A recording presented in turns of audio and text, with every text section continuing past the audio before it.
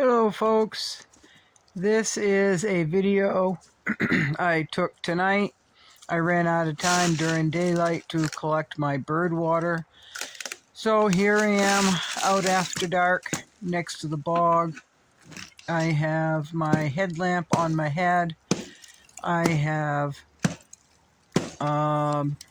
waterproof gloves on, winter gloves, and my Gerber hatchet. Now I have two Gerber hatchets. This one is a small one because the ice wasn't very thick.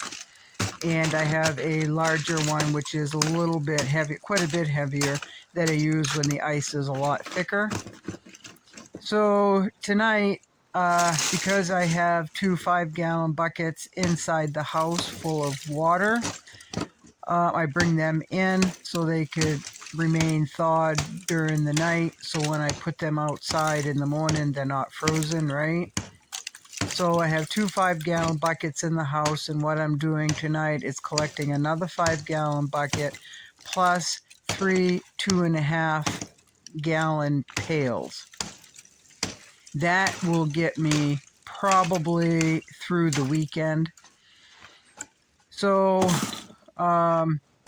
what I have to do is, because I have no running water, I have to make my way down to the bog, which is toward the bog. It's quite steep, and I have to chop through the ice to get out to where the bog is. The water is deep enough once I chop through the ice to put a 2.5-gallon pail down through the ice.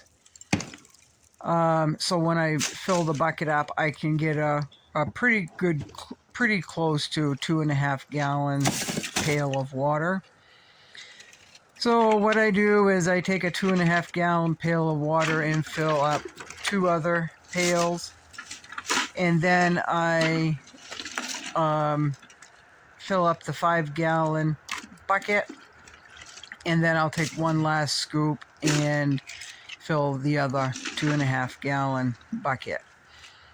So because if anyone has ever hauled water, if you can fill a bucket pretty close to the top, I like to go about a 1/2 inch to 1 inch from the top.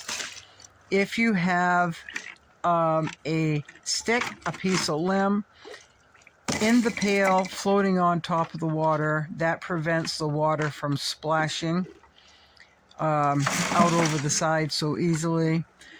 So in the wintertime, all you've got to do is make sure there's a piece of ice floating in each bucket, and you can walk a pail in each hand, and you can walk a pretty good steady gait and not spill any water out over the top of the edge of the bucket, get your pant legs wet, all of that fun stuff. So what I am using here is just simple. I set my tripod up. The tripod's a little high up on the bank. If I do this again during daylight hours, I'll make sure the tripod excuse me, is on the ice so you can, one, see what I'm doing in the daylight.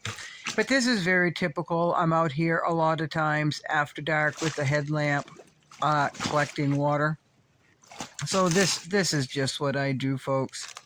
So I don't think there's really anything else to say. I do talk at the end of it. So what I'm going to do is just let the video play out, I believe. Thank you for watching, and I appreciate each and every one of you. Thank you.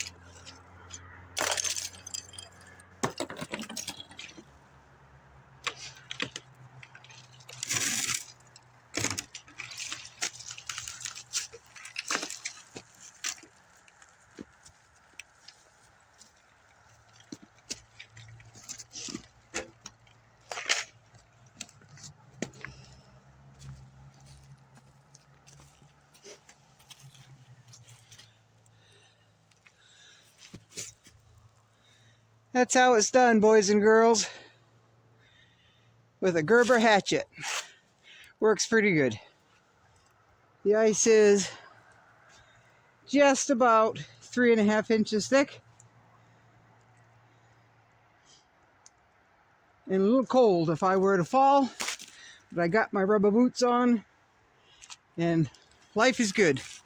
Life is good, folks. Life is good.